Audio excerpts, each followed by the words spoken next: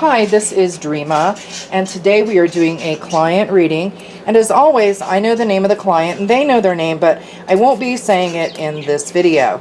Now, today I'm going to use the, actually, this is the Legacy of the Divine Tarot. It's one of my favorite decks. I'm really connected to this deck, so it's one that I use quite often. Now, today's reading is just a general 6-month future reading. There's no specific questions or anything like that. And get these laid out. Now, I've already shuffled these quite a bit before I actually turned the camera on, just to save a little bit of time. Okay. Now, the way this is going to work is because we are already into September now, I'm going to start with October. So we'll do October, November, December, January, February, and March. And like I said, this is just a general reading, so there's nothing specific that the client is asking about. Okay. We have the Knight of Cups. Now that, remember, that's for October. And that's about a month from now. Now, this is actually a really powerful card. You know, the Knight is a very strong card. And almost to the point where what I'm getting is that next month, I really think for the client, that it's going to be a month where you're going to need to draw on your strength.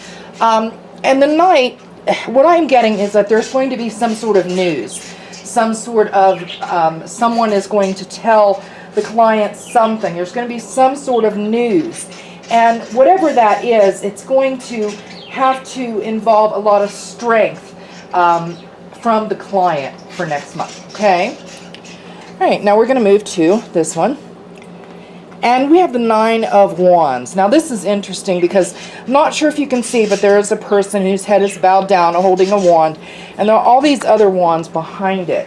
Now, what I'm getting from that card is it seems there's going to be a time where, as far as the client's life, where you're going to need to step back and just pause.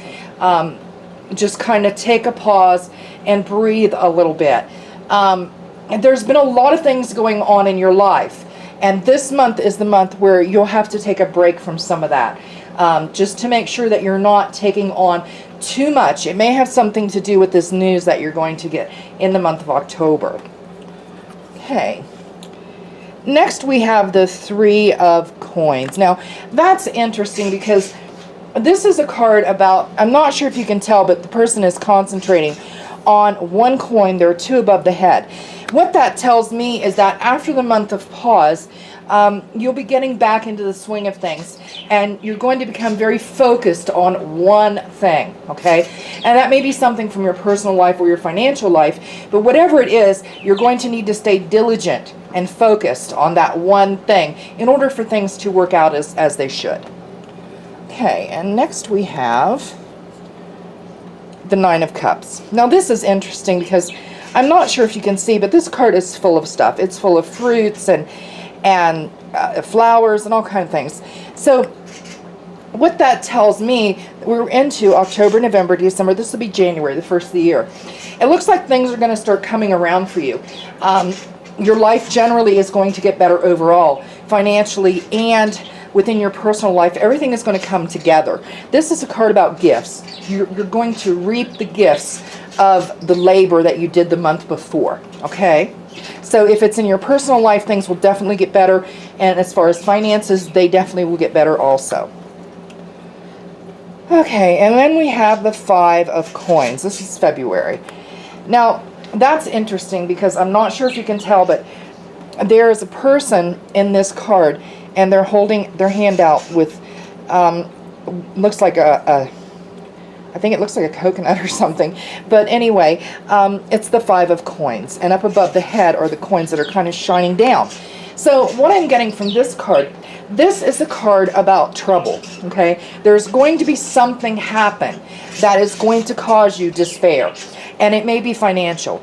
The reason I say it may be financial because the person in this card, they kind of look like a very poor peasant person.